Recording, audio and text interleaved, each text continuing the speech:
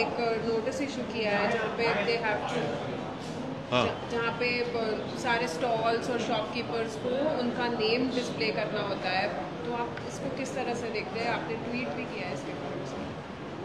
देखिए, ये जितना भी इसके इस ऑर्डर या जो वर्बल ऑर्डर है उत्तर प्रदेश की सरकार की तरफ से, उसको हम कंडेम करते हैं। इसलिए कंडेम करते हैं कि ये संविधान के आर्टिकल 17 का वायलेशन है, जो अनटचेबिलिटी की बात करता है। तो उत्तर प्रदेश की सरकार अनटचेबिलिटी को प्रमोट कर रही है।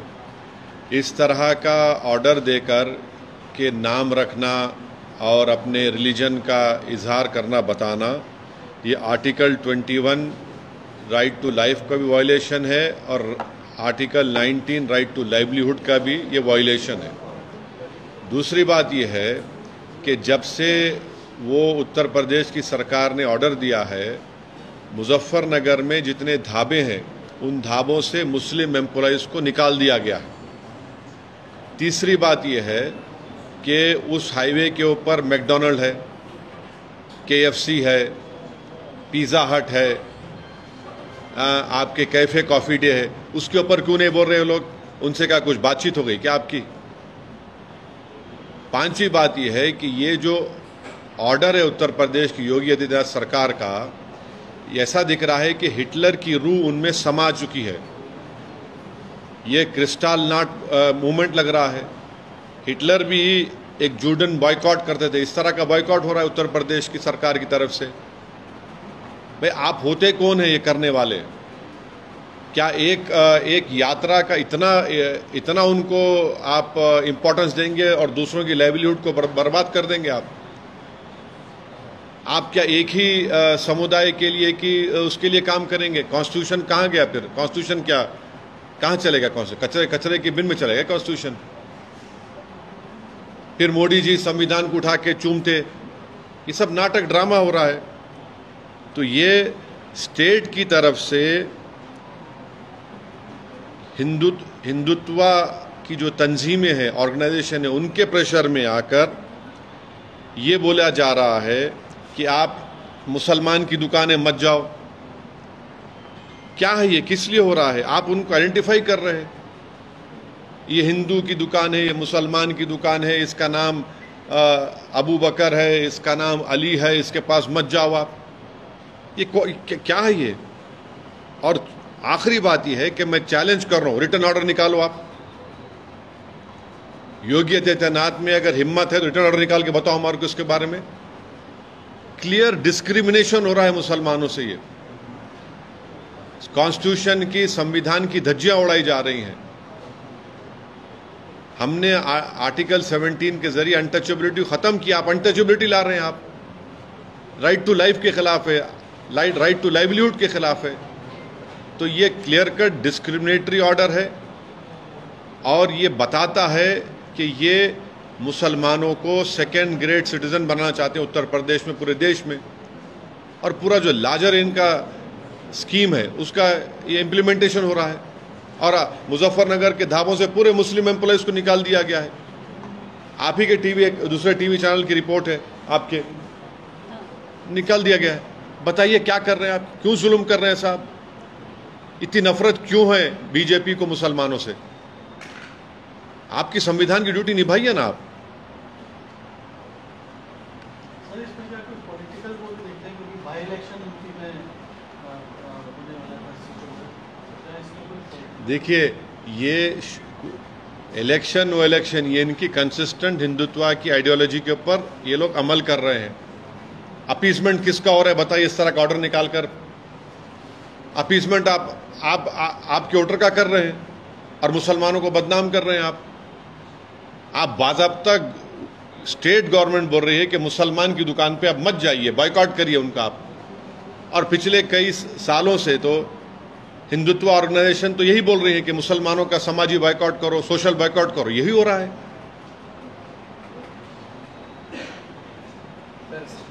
शुभेंदु अधिकारी जो बीजेपी के लीडर है वेस्ट बंगाल के, उन्होंने बोला है कि सबका साथ सबका विकास का जो स्लोगन है उसके ऊपर एक बार सोचना पड़ेगा, क्योंकि वेस्ट बंगाल अरे छोड़िए ना, भाड़ में जाए वो, कोई बोलता नहीं बोलता, संविधान है। ये स्लोगन से गवर्नमेंट चलती क्या? आपका संविधान में राइट टू इक्वालिटी है, संविधान बोलता डिस्क्रिमिनेशन नहीं कर सकते आप। संविधान में लफ्ज माइनॉरिटी का वर्ड इस्तेमाल हुआ आर्टिकल 29-30 में। ये फंडामेंटल राइट है, ये देश का बेसिक कॉन्स्टिट्यूशन के बेसिक स्ट्रक्चर का हिस्सा है। इनके बोलने नहीं बोलने से कुछ फर्क पड़ने वाला थोड़ी है। ये अपनी नफरत का इजहार कर रहे हैं बीजेपी, और खास तौर से मुसलमानों से इनकी नफरत अब खुल के आ रही है। हाँ, असम का सीएम झारखंड में बोला है मुस्लिम पॉपुलेशन असम में 12%, 1951 में 12% का 50% हो गया, मैं इसके खिलाफ लड़ रहा हूँ, ये बहुत डेंजर ट्रेंड हो रहा है बोल के कल बात कर रहे हैं। आसाम के मुख्यमंत्री जो है भारत के टॉप 5 झूठों में शुमार होते, टॉप 5 झूठों में। और उनकी झूठ ये है कि 1951 में मुस्लिम पॉपुलेशन 24.68 था। झूठे हैं वो, और नफरत करते हैं आसाम के मुसलमानों से। आसाम में है तो बंगाली मुसलमान मियाँ बोल के डिस्क्रिमिनेट करते, आसाम के बाहर गए तो पूरे मुसलमान डिस्क्रिमिनेट करते। झूठ क्यों है बोल रहा हूं मैं आपको। 1951 में आसाम था, उसमें नागालैंड नहीं था, मिजोरम नहीं था, आपके अरुणाचल नहीं था, मेघालय नहीं था, राइट। अब ये अलग स्टेट जब बन गए तो उस वक्त 51 में 24.68 मुस्लिम पॉपुलेशन था, 2001 में 30.92 था, और 2011 सेंसस में 34.22 था। इतना झूठ बोल रहे, और इनके झूठ की वजह से पूरा एडमिनिस्ट्रेशन, पूरे ऑफिसर्स मुसलमानों से नफरत कर रहे हैं। और कैसा कर रहे हैं मैं बता रहा हूं आपको। वहां पर एक एरिया है जागीर रोड बोल के, हाई कोर्ट का ऑर्डर आ गया डिमोलिश मत करो। डीएम साहब जो है ऑर्डर नहीं मिला बोल के सिर्फ मुस्लिम हाउस होल्ड्स को, कारोबार को डिमोलिश कर दिए। आसाम में नियरली, आसाम में जो मिनिस्टर्स कॉलोनी है, ये हेमंत बिस्व को बोलो पूरे मुस्लिम लेबरर्स बनाए वो। अगर 40% है मुसलमान आसाम में, तो कौन सा आसमान गिर रहा है? अनकॉन्स्टिट्यूशनल क्या है बताओ? ये कितना अनकॉन्स्टिट्यूशनल है? क्या अनकॉन्स्टिट्यूशनल है? 40% है। पूरा तरकारी बेचने वाला मुसलमान, मच्छी बेचने वाला मुसलमान, ऑटो चलाने वाला मुसलमान, कंस्ट्रक्शन वर्कर मुसलमान। आपको नफरत क्यों इन लोगों से? ये भारत के नागरिक है ना। आप तो मुख्यमंत्री, आपको शर्म आनी चाहिए इस तरह आप एक समुदाय से नफरत कर रहे हैं। तो हर जगह पर बीजेपी किसी भी स्टेट में रहने दो, सिर्फ नफरत करना मुसलमानों से, और उस नफरत को इंस्टीट्यूशनलाइज कर देना, और अपने गवर्नमेंट में जहां पावर में है वहां पर एक मैसेज दे देना पूरे गवर्नमेंट के एम्प्लॉइज को कि आप कुछ भी कर सकते हैं मुसलमानों के ताल्लुक से। हेमंत बिस्व शर्मा ने ये भी कहा है कि it's a matter of life and death. कैसा लाइफ एंड डेथ है बताइए? शर्म आनी चाहिए उनको। अगर 40% मुसलमान है तो लाइफ एंड डेथ का मामला कैसा हो गया बताइए? लाइफ एंड डेथ का मामला कैसा हो गया बताइए? किससे खतरा है आपको, देश को? आप बताना चाह रहे 40% से खतरा है आपको? कितना झूठ बोलेंगे, कितना नफरत करेंगे? यानी नफरत की इंतहा कर दे रहे, डिस्क्रिमिनेशन की इंतहा कर दे रहे आप। 40% अगर, तो क्या लाइफ एंड डेथ का मैटर है बताओ? तुम हार गए लोकसभा के तो लाइफ एंड डेथ का मैटर हो गया। भारत में 14% मुसलमान का लाइफ एंड डेथ का मैटर है ये। कश्मीर में मेजॉरिटी में है तो आप लाइफ एंड डेथ का मैटर है ये। क्या मैसेज दे रहे हैं आप पूरे माइनॉरिटीज को और पूरे इंडिया को? क्या मैसेज दे रहे हैं आप बुखलाहट में और नफरत के मजाहरे बीजेपी कर रही है, फ्रस्ट्रेशन में, बल्कि क्लियर कट डिस्क्रिमिनेशन कर रही है बीजेपी। और फिर उनके स्पोक्स पर्सन बोलते नहीं, वो ऐसा बात नहीं करना, ऐसा बात नहीं करना, ऐसा और फुला। और ये जो बात कर रहे हैं क्या है बोलो फिर? ये मुसलमानों को टारगेट कर रहे उत्तर प्रदेश में, उनकी दुकान पे मत जाओ, सोशल बाइकआउट की अपील कर रही उत्तर गवर्नमेंट। आसाम में बोल रहे 40% है तो जिंदगी और मौत का मामला है। महाराष्ट्र में आपकी सरकार है तो मस्जिदों को तोड़ देंगे हम लोग।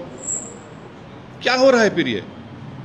आप क्या एक पॉपुलेशन, एक माइनॉरिटी, मुस्लिम माइनॉरिटीज को क्या आप धकेलना चाह रहे हैं दीवार की तरफ? रेडिकलाइज कौन हो रहे हैं बताओ फिर? जी, सुधांशु त्रिवेदी जी ने जो बयान दिया जिसमें कहा कि कांग्रेस और राहुल गांधी जिस तरीके से खून और हत्या, इस तरीके के जो अपमानजनक शब्द का इस्तेमाल कर रहे हैं, उससे कहीं ना कहीं हिंसात्मक घटनाएं बढ़ेंगी प्रधानमंत्री मोदी के खिलाफ, जिस तरीके से राहुल गांधी ने बयान दिया। मेरी गाड़ी के ऊपर 6 गोलियां चलाए उत्तर प्रदेश इलेक्शन दौरान में। कौन चलाए, किस लिए चलाए बोलो आप? कौन चलाओ बोला उनको? रोज मेरे को धमकियां आते, मैं अब देखना चाह रहा हूं, मैं सेल फोन में SMS करके धमकी, तेरे को गोली मार देंगे। हाँ, इसका जिम्मेदार कौन है? मेरे घर के सामने आके मेरे दीवार का नाम को, नंबर पे, नेम प्लेट को काला करते, मेरी जान से मारने की धमकी देते। बोलो बीजेपी वालों, कौन भिजा रहा उनको? अब तक क्यों नहीं पकड़े उन लोगों को आप? दिल्ली में आपकी हुकूमत है ना, क्यों नहीं पकड़े उनको आप? ये चक्कर है, आप रेडिकलाइज कर रहे हैं, आपकी आइडियोलॉजी के मानने वालों को एम्बोल्डन कर रहे हैं आप, और आप दूसरों को आईना दिखा रहे हैं। अरे खुद तो अपना आईने में देख लो, चेहरा अपना कितना बुरा दिख रहा। उत्तर प्रदेश में जो बोल रहे आप, यहां पर मत जाइए, नाम लिखिए। आसाम में 40% पॉपुलेशन की जिंदगी और मौत बोल रहे आप। महाराष्ट्र में मस्जिदों को तोड़ दे रहे। ये कौन है ये लोग? ये आपकी सरकार की वजह से ये लोग रेडिकलाइज हो चुके हैं। एक सिटिंग MP के घर पे आके आप जान से मारने का लेटर लगा के जाते हैं, फोन करते मेरे को, SMS देते, नंबर नहीं कर रहा मेरे को। अब आप बोलेंगे पुलिस का, कितने पुलिस कंप्लेन करूं मैं? ये सब आपकी वजह से, बीजेपी के, इनको बीजेपी एम्बोल्डन कर रही है लोगों को। नेता अगर इस तरीके से अगर बयानबाजी कर, अरे मैं इनके जो नेता जो उत्तर प्रदेश में जो बोल रहे सोशल बाइकआउट करो माइनॉरिटीज का, मुस्लिम माइनॉरिटीज का, वो क्या है बताइए? नाम बोलो, अपना नाम लिख के रखाओ। अब क्या इडली मुसलमान हो गई, वड़ा हिंदू हो गया क्या? पिज्जा मुसलमान हो गया और बर्गर हिंदू हो गया क्या? बताओ आप कर रहे हैं, सरकार में आप है, आप ऐसे ऑर्डर निकाल रहे हैं, सरकार में आप है, आपका मुख्यमंत्री ऐसा कर रहा, सरकार में आप है, वहां पे मस्जिदों पे तोड़ रहे वहां पे, और आप कुछ नहीं कर रहे। सर TMC MP ने भी NHRC को कंप्लेंट किया है मुजफ्फरनगर के पुलिस के खिलाफ, stating that shocking and other। देखिए NHRC is a handmaiden of Narendra Modi government. They will not do anything. Show me one instance wherein they have acted unbiasedly.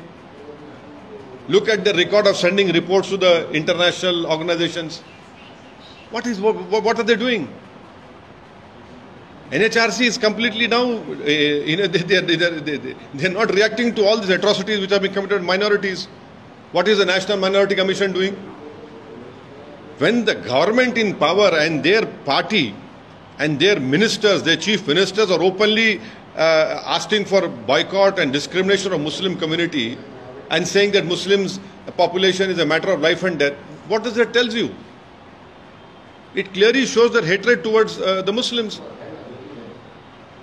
But sir, TMC is also raising voice now. You are also raising voice. So will you ask others also to come together to fight on this? See, you have come. I am thankful to you that you have come to me. I can speak on behalf of myself and my party. I cannot speak on behalf of other political party. They will speak for themselves. So what's your demand, sir? Will you take this up legally, sir? And what's your demand? See, the Uttar Pradesh government is not bold enough to issue a written order. Written order you have not issued. You have issued a verbal order, and on the basis of that verbal order, the message has been sent. And what has happened in that in Muzaffarnagar, whatever dhabas are there, hotels are there, those owners have kicked out Muslim employees because of the verbal order of Uttar Pradesh government. And high-ranking IPS officer comes and says this is what the BJP government wants you to do in Uttar Pradesh. They've asked for a social boycott of Muslims, which is prohibited in the Constitution. Article 17 is there. By making such a verbal order, you have violated right to life, right to livelihood, Article 19. And please tell me why is this order not been implemented on McDonald's, on KFC, on Pizza Hut, on Cafe Coffee Day? Why not them? Why only the small hotels? And those employees who are working there, that is their livelihood. This is a clear cut. It reminds us of what happened in 1930 when Hitler was in power. This is nothing but, it reminds me of Juden boycott. Kristallnacht movement is happening in India right now. Assam Chief Minister says 40% Muslim population, a matter of life and death. Shame on him. He is one of the top 5 liars of this country. He is not telling the truth. The truth is that in 1951, Assam at that time, had 24.68 population of Muslims. Then Mizoram, Nagaland, Arunachal, Meghalaya, kahan the? When were they created? Tell us. And then in 2001, the Muslim population 30.90. 2011 census, it was 34.220.